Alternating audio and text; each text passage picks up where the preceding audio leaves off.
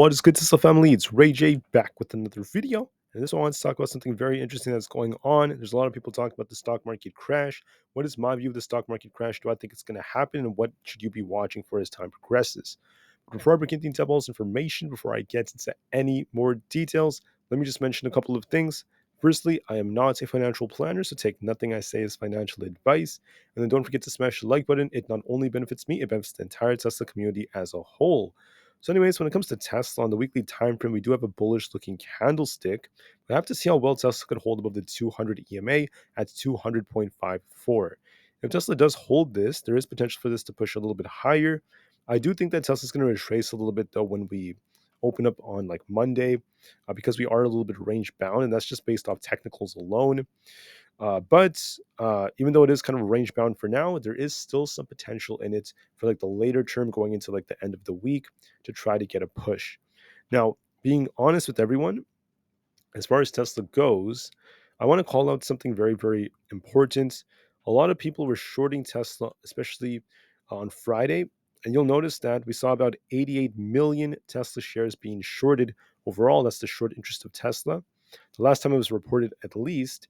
And the short interest ratio is at like 0.95 days to cover. We also have a short interest percentage relative to the float of 3.2%. So it's not extremely high, but it still is a little high for Tesla standards. So it's like in the middle. And there's a lot of people who believe there's going to be this like big crash, right? If you look at SPY, for example, every single week we're seeing, hundreds of thousands, if not millions, of these puts expiring. We have very high puts to call ratios, and despite those high ratios, the market has just continued to pump. Now, what about the crash? What about the recession coming to the US? Are we in a recession? The answer is it really depends on how you define recession, and honestly, it depends on what I go by. So just remember that the data that they're using, and the word recession are all just tools. They're tools used by these institutions and all these other people, and it could be used for manipulation. So when we try to determine if we're in a recession, oftentimes it's data based. Are we seeing two negative GDP quarters? Are we seeing a spike in unemployment? Well, how do we trust all this unemployment and all this data, right? The truth is, I don't fully trust everything, knowing that unemployment numbers, CPI, all these things can be manipulated, and they could be used as tools just to make things look better than they are. But at the same time, just going by the data, if we just go by it and just assume that we're just going to accept it for now because that's what most of these institutions and people are telling us to do. By that definition, no, we're not in a true recession right now. By the economic definition, we're not in a negative GDP quarter right now, but there is potential for us to enter one based off what other countries are reporting. So when you look at the UK and also Japan, many of them have seen their economy slip, excuse me. And the UK actually slipped into a technical recession at the end of 2023, looking at their GDP. Now, with that happening, historically, when this happens, this does tend to favor the US entering one, but we're just not in the state, excuse me, we're not in the state for us to say that quite yet. Now, with the Fed raising rates, keeping them up higher for longer, there is a chance that the US will eventually enter one. There's very good chances, if anything, but it may not happen when we're actually expecting it. So there's nothing for me to truly say that this will happen tomorrow, next week, next month. But as of right now, we're not really there. And even for like the really short term, I'm not seeing it. The recession that people are worried about, getting like a lot of economic contraction, maybe unemployment going up and the interest rates hurting us a lot more. We may not truly enter a recession if interest rates remain high for longer than expected. We may not enter it until like later on this year, maybe not until Q3, Q4, maybe even 2025. So who knows? Who knows? And the answer is the data doesn't show it, and the market is just being manipulated off the data. So the best thing we could really do is just trade based off the data. I mean, that's all I can really tell you. There's no sign of the market crashing right now. If everyone is expecting it and simultaneously it's just continuing to break all-time highs, making those higher highs and higher lows. So there's no point in just assuming it's just going to happen for no reason, right?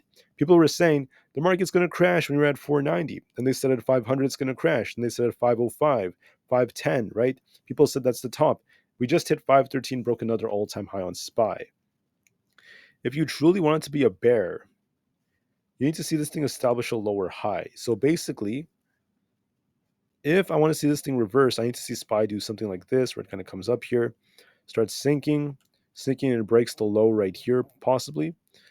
Then we try to rebound a little bit. We fail to break 510 and we just continue to sink lower, right? That is a clear trend change, for example, right? We made a new low, lower high, and when we just broke down, that's what we want to see. And that's going to kind of give us a confirmation that, yes, this thing might end up retracing. Right now, I don't see that right now. Every time it came close to doing that, it didn't end up playing out. Do I think SPY could retrace a little bit? Yes, it can. We could retest 510, but there's no sign of a true massive crash right now. You know who keeps on screaming crash? The YouTubers that make hundreds of thousands, if not millions, off YouTube ad revenue, who have different intentions. If I'm going to be honest with you, right? I don't make nearly that much, and I just try to be as honest as possible about what I see in the charts. For example, I turned a little bearish once we saw this head and shoulders on spine. I warned you all we might see a little downside. And as this thing started to reaccumulate, once we got this break, I told you all that we could see a nice push to the upside.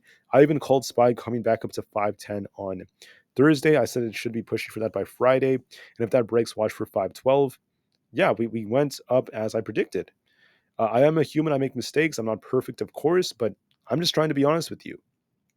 So the lesson I'm trying to kind of like throw at you is that first and foremost, retail are very manipulated. Okay. They're very manipulated. These people want them to think certain things. They want you to start doubling down on your shorts on SPY and this and that. They want you to do that. And who is losing? The people who keep shorting. We have super high puts to call ratios on SPY. And right now, we're not in a state where the market's crashing just yet. So it doesn't make sense to assume that. So, am I a bull or am I a bear? Honestly, guys, I am neither. I just want to follow the trend. That's like the number one answer I could give you. The bulls have the edge as the market is uptrending. The bears are going to see a little, maybe a teeny tiny little victory if we do see SPY drop just a little bit, which I think it could. But I don't think, I don't want to say that we're truly topping right here because who knows if we're just going to like bottom out somewhere in this range, then just like rebound again. Who knows? So the best thing to do is just watch the trend, watch the chart, be patient, and see how it goes. And then for now, we're still on an uptrend, so be prepared for this trend to continue. If we do see a little pullback, we could get bought back up again and just continue to rebound. So I'll be watching for that as well. But right now, I don't see the crash. The people who scream crash are the ones who make a lot more money getting more views. And that's not what I'm seeing. Look at the weekly on SPY, it's bullish. Since November, it's been nonstop pumping every single week almost. And there's no sign of it stopping yet. What if the recession doesn't happen for many, many months, right? This thing could just keep going higher for an extended period of time. I will turn into a bear, or I will change my view and favor the bears if the chart tells me to. And the chart is still saying we're still on an uptrend. We closed just a few points away, not even a few points, like a few cents away from all time highs again. So we're still on this nice uptrend. For Tesla, it was very interesting how we saw a lot of people shorting Tesla because of this. Let me show you this head and shoulders like structure that was developing. Actually, I'm going to go back to TradingView to show this to you. But then when the market makers saw this, they pumped the markets. They even pumped Tesla off another spontaneous piece of news. And this actually hurt a lot of people who were shorting Tesla off this break right here, right? So we had this head and shoulders right here. We had a left shoulder, we had the head, and then we had the right shoulder. And then if you look at Tesla, we got a nice break instead. This was all just manipulation. So we'll see what Tesla does moving forward. All I want to tell you is that Tesla's range bound. It's been stuck going back and forth and back and forth. So we'll see which way it breaks, and that's going to determine the much bigger move. But with that being said, okay, when it comes to all those people screaming about the crash, I don't see a big crash just yet. I don't see it on the charts.